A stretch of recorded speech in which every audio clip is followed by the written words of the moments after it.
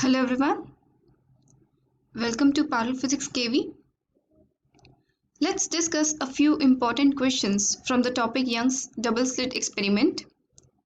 Question number 1 says two coherent sources have intensities in the ratio 25:16. Find the ratio of the intensities of maxima and minima after interference of light occurs. दो sources हैं जिनकी intensity की ratio में दी हुई है. These are the ratio of the source intensities. हमें बताना है कि मैक्सिमा और मिनिमा जो होंगे उनकी इंटेंसिटी की रेशियो क्या होगी.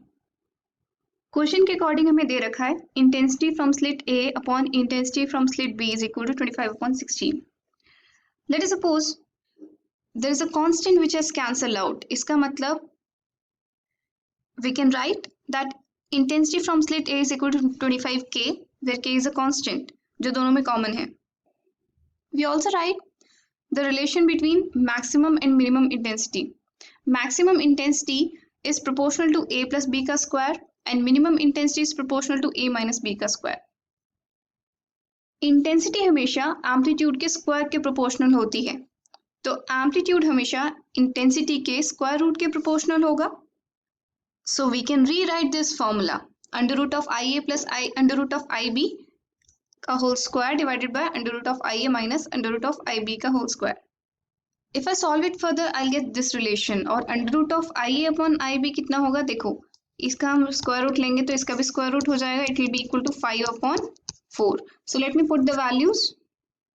I will get the relation. The ratio is 9:1. So the ratio of maximum and minimum intensity after interference is 9:1. तो ये maxima और minima की intensities का ratio है.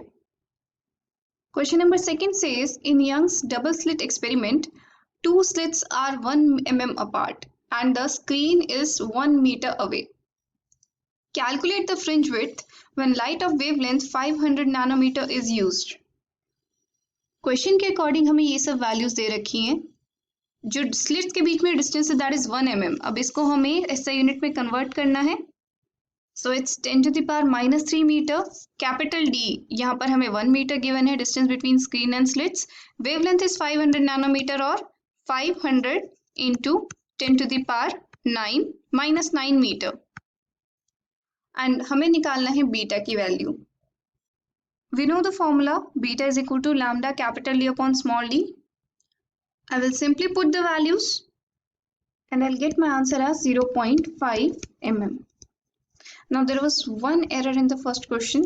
यहाँ पर हमारे पास square है, so it should be 81:1. So my answer will be the ratio of intensities of maxima and minima will be 81:1. Now let's come to the third question which says, in Young's double slit experiment using a monochromatic light of wavelength lambda, the intensity of light at a point where path difference is lambda is k units. Find out the intensity of light at a point where path difference is lambda upon 3. इसमें हमने जो monochromatic light use करी उसकी wavelength कितनी थी? Lambda थी.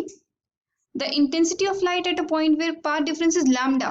जब path difference lambda का था इसका मतलब कंस्ट्रक्टिव इंटरफेरेंस होगा. कंस्ट्रक्टिव इंटरफेरेंस के टाइम पर k यूनिट्स की इंटेंसिटी थी. हमें बताना है कि जब पाथ डिफरेंस लैम्डा बाई 3 है तो इंटेंसिटी कितनी होगी. यहाँ पर हमें कोई इंफॉर्मेशन नहीं दिया है तो हम यही अज्यूम करेंगे कि हमारे जो दोनों सोर्सेज हैं दोनों की इंटेंसिटी सेम ही है.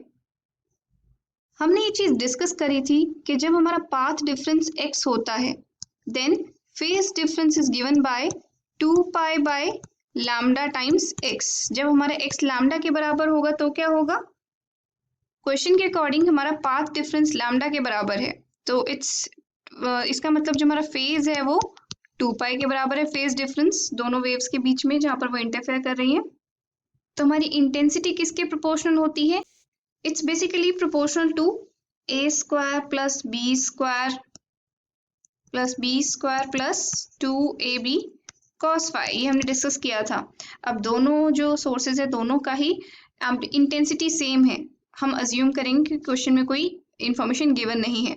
So it's I naught plus 2 I naught cos of 2 pi. Now cos of 2 pi is plus 1. I can simply write it's equal to 4 I naught. This is my intensity. Intensity is equal to 4 I naught. और 4 I naught according to the question किसके बराबर है? K units के बराबर है. तो it means intensity from one source is equal to K by 4 units. Now question के according जब हमारा x लैम्डा बाय 3 के बराबर होगा तो क्या होगी इंटेंसिटी? हम कॉरस्पॉन्डिंग फेज डिफरेंस निकाल लेंगे दोनों वेव्स के बीच में and I will get it's 2 pi upon lambda times lambda upon 3 and I'll get 2 pi by 3. Now we know intensity is equal to I naught plus 2 I naught cos phi. Here cos phi is cos 2 pi by 3. Now I'll simply apply mathematics. यहाँ पर ये हमारे second quadrant में होगा and cos is negative and cos of pi by 3 is half. So if I solve it, I'll get 2 I naught minus I naught, that is simply I naught. And I naught की value कितनी है हमारे पास? K upon 4 units. तो जहां पर lambda by 3 का पास difference है वहां पर हमारे पास इंटेंसिटी कितनी होगी? K by 4 units. Question number 4 says, light waves from two coherent sources of light arrive at 2 points on the screen with path difference 0 and lambda by 2. Find the ratio of intensities at these points. तो पहले तो हम यही assume करेंगे कि दोनों sources की intensity same है. Let the source intensity be I naught. I naught हमारी सोर्स इंटेंसिटी है. A पॉइंट है जहां पर 0 का पाथ डिफरेंस है, B पॉइंट है जहां पर लैम्डा बाई 2 का पाथ डिफरेंस है. I need to find first IA, which is equal to I naught plus 2 I naught times cos of path difference. अगर हमारा 0 है तो phase difference भी 0 होगा. From the formula phi is equal to 2 pi by lambda times x and cos 0 is 1, so my answer is 4 times I naught. This is the intensity at point A जहाँ पर path difference 0 है. Now B point पे अगर मुझे intensity निकालनी है, I'll write I naught plus 2 I naught cos of corresponding phase difference. So this will be 2 pi by lambda. X की value कितनी है? Lambda by 2. So I get here pi. And cos pi is -1. So I get a 0. इसका मतलब B point पे intensity क्या है? 0 है. तो अगर मैं रेशियो निकालूं दोनों इंटेंसिटीज का, it will be 4 I naught upon 0 which is equal to infinity. This is my answer. और इस कंडीशन में हमारा जो इंटरफेरेंस पैटर्न होगा that will be of really high contrast. Question number 5 says, in a Young's double slit experiment, how does the fringe width not get affected if the entire experimental apparatus is immersed in water? अगर हम पूरे apparatus को water में immerse कर देते हैं तो हमारा जो फ्रिंज पैटर्न है, फ्रिंज विड्थ है, वो कैसे इफेक्ट होगी? फ्रिंज विड्थ हमारी किस पे डिपेंड करती है? वेवलेंथ ऑफ लाइट पे, distance between the screen and the slit and the distance between the two slits. ये दोनों तो क्वांटिटीज चेंज ही नहीं हुई हैं, तो किसका चेंज होने का स्कोप है? लैम्डा की चेंज होने का स्कोप है. जब एक लाइट एक मीडियम में से पास करती है तो उसकी फ्रीक्वेंसी सेम रहती है, लेकिन V and lambda change accordingly. V decreases and V is equal to nu into lambda. तो lambda भी डिक्रीज हो जाता है. और कितना होता है? V becomes V by refractive index. तो lambda also becomes lambda upon refractive index. तो fringe width in water will be equal to lambda upon refractive index of water into capital D upon small d. Now water का refractive index कितना होता है? देखो mu of water will always be greater than 1. इसका मतलब fringe pattern shrink हो जाएगा क्योंकि fringe width decrease हो जाएगी. तो कितना decrease हो जाएगा?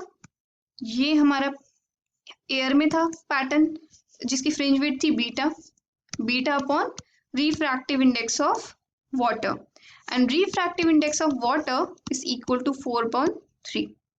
So the fringe width will become 3 by 4 times the previous fringe width. तो इससे पता चलता है हमें कि पैटर्न श्रिंक हो जाएगा. Question number 6 says, two identical coherent waves, each of intensity I naught, are producing interference pattern What are the values of resultant intensity at a point of constructive interference and second destructive interference? बहुत simple सा question है, हमें maximum intensity निकालनी है, minimum intensity निकालनी है। हमें source intensity दे रखी है I नॉट।